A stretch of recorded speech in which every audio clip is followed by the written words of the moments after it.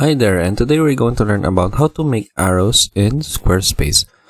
So here I am in my Squarespace website, and we'll click on edit to get full screen view of our website.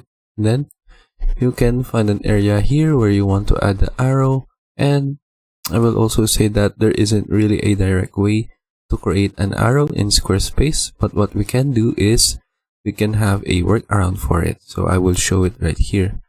And arrows are a great way to inform users of your website about something important in your website. So for example, I will create the arrow right now. Just click on add block, and then we will click on shape. So once we have clicked on shape, we will be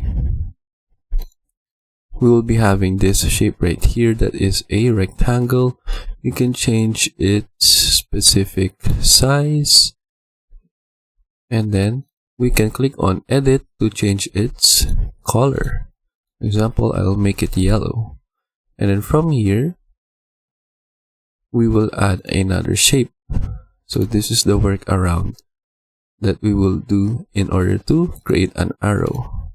So once we have two of our shapes, you can choose the other shape and then click on edit, and then we will change the shape by clicking on it, and then we will choose a diamond shape, and then from here we will insert this into our rectangle element, and then change its size in order to look like an arrow, and then we have our arrow right here.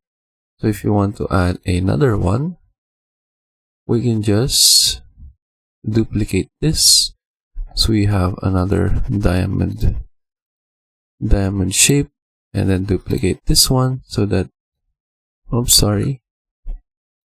we can duplicate this rectangle in order to add another rectangle, and then there we have our two arrows pointing to our contact forms.